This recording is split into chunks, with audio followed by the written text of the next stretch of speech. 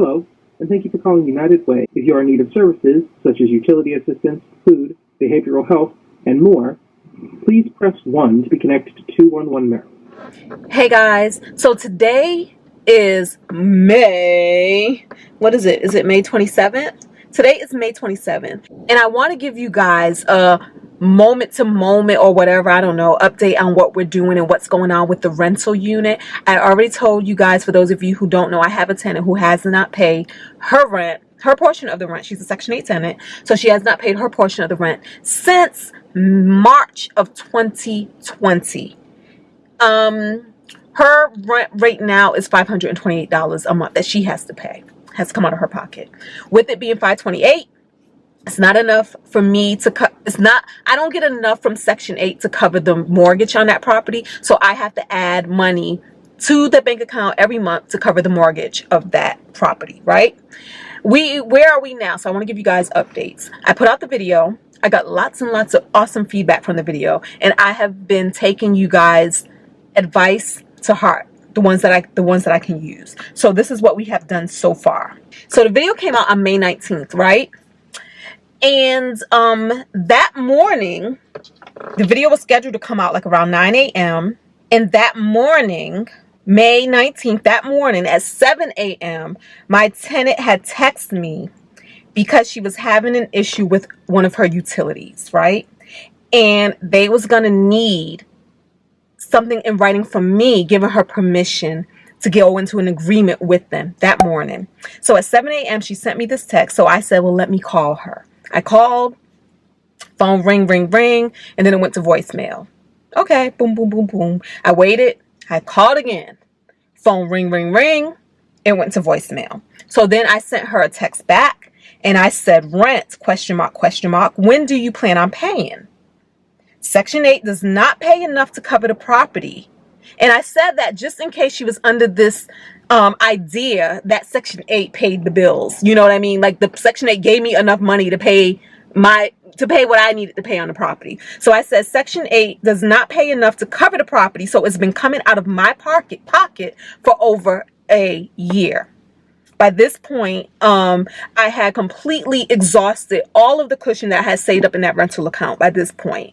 Paying the differences, paying the HOAs, just different stuff, right? And so she didn't respond. That was at 7:19 a.m. that I sent that text. No response. Okay. I go to work, and then right before I went into work, I tried calling her again. Phone ring, ring, rings, and then it went to voicemail. Okay. 9 o'clock, the video comes out. The video that you all know and you all love. That video came out.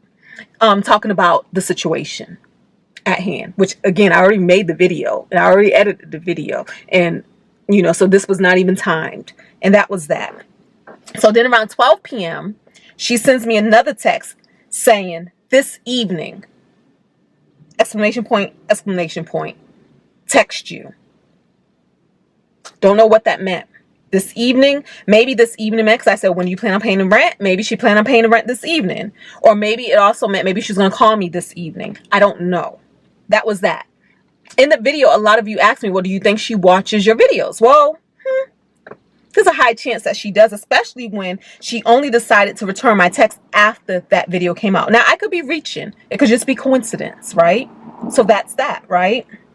And I've had earlier conversations through text message with her because I would call, she would never answer the phone. So I've had earlier conversations again, asking the rent. And she would always come with some other thing on what was happening or where she was at with paying the rent.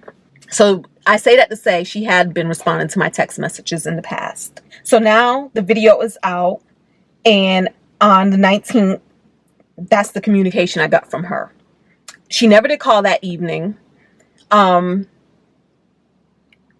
she never did text me again. Now, a week later, May 26th, Wednesday, she texts me at 8:34 a.m. in the morning. And basically, she reiterates what she said the first time about having some issues with a utility. Can I do something? Send them some communication.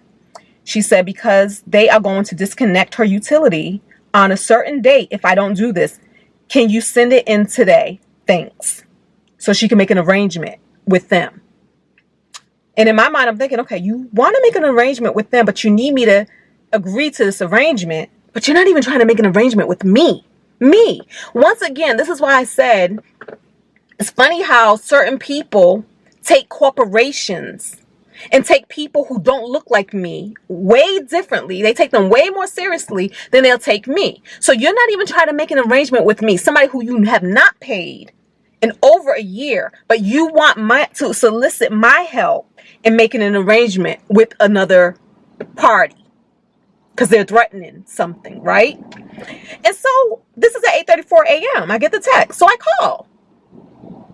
As soon as I call, the call goes straight to voicemail. Like there's no ringing. So it's like, okay, I don't know what that means.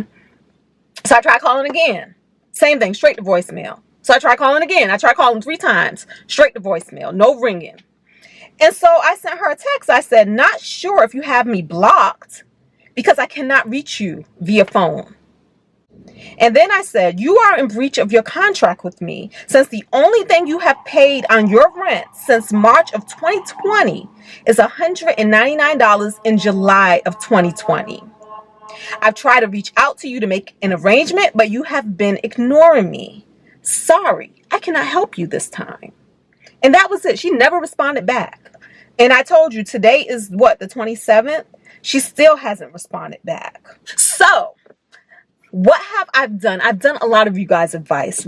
I meditated on it because sometimes I do try to get my life right, get my life condition right to get the best possible results energetically. So I meditated on it, and then I called.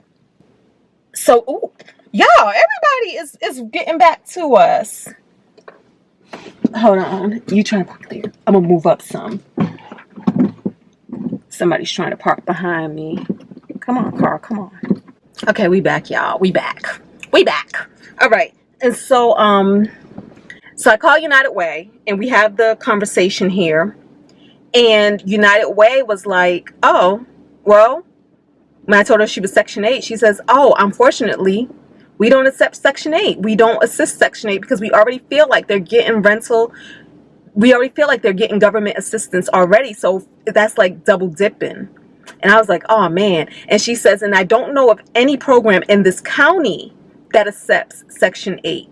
And then she said, and then even if they did, all of the programs that she knows of, to include United Way, is tenant driven, meaning that the tenant has to do the application. And then I come in after that and, help complete the application in tandem. But they have to initiate the process and everything. And so she was explaining, much like a lot of you did, that, of course, the way it works is that they then pay me directly. But again, they don't accept Section 8. And then she was like, well, what is her name? So she can look in her system to see if she reached out to them at some point. So I gave her the name. She's like, nope, she's not in our database. And I was like, okay. And so she says that some new programs are about to roll out in June/July. And she says right now she knows that a lot of them are not accepting Section 8. Not accepting people who are already receiving government aid. And so she says, but let me check on this one program and see if they are accepting Section 8 or not. She says the difference between the programs that are coming out now and the programs that were already out is the ones that were already out, to include United Way, you had to have lost a job or lost income due to COVID.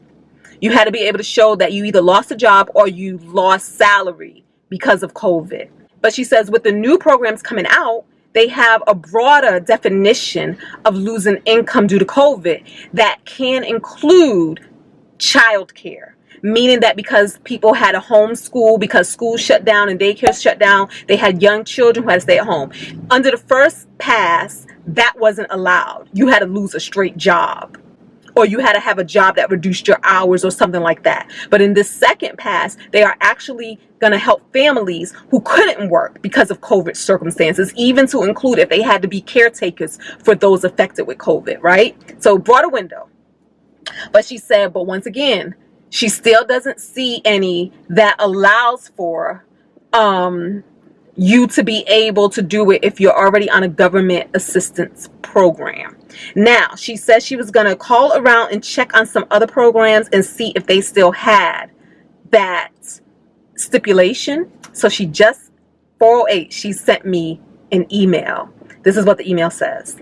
Hi, me. I truly was pleased to talk to you the other day. You are obviously a very caring and thoughtful person. She is lucky to have you as her landlord. Unfortunately, I must tell you that none of the assistance programs offer help to those people who are on Section 8. It is believed that these folks are already receiving assistance via Section 8 program. That does not help you, of course, and seems very unfair. I wish you nothing but the best. Keep paying attention to what is out there. Maybe something will change. Take care. Oh, that is so nice. And she's the program manager of the COVID-19 rental assistance program for the United Way. And she had also told me that the United Way is getting out of the business. And I'm like, oh, really? What business? And she's like, the business of, all of this. So yeah. So that is the update right now. So I'm going to respond back to her, thanking her for her time and her energy and her support. Like, wow, she did what she said she was going to do. This was just yesterday, and she got back to me so fast. And the fact that she even spent time doing some research for me. Thank you. Thank you. Thank you. Thank you. Y'all, that is the update. That is the update so far. Again, guys, thank you all for watching. I don't know if this is going to be standalone, or if it's going to be collective video. I'm not even sure at this point, but whatever, we're going to close out right now, because if it turns out to be anything different, I can edit this out. Okay, thank you all for watching. Don't forget to thumbs up. Don't forget to subscribe, or consider subscribing, to follow this journey, to follow my journey, just to talk the money stuff, just to see what's what, and talk to me in the comments below, because I will always meet you there. Oh, I will try, because I'm not gonna, y'all, these comments been off the hook lately. I've been having lots and lots of comments, and sometimes some of them are getting past me. They are, and I told you, I have a whole day job. So, but we're trying, and because I really appreciate you all. If you take the time to write me or to leave a comment, I have to take the time to acknowledge and read and be there for that comment, good or bad. Some of y'all be tripping. Y'all know who y'all are. But it's okay. It is okay, because the rest of y'all make up for the trippers. So it is okay. So until the next video, y'all. Peace.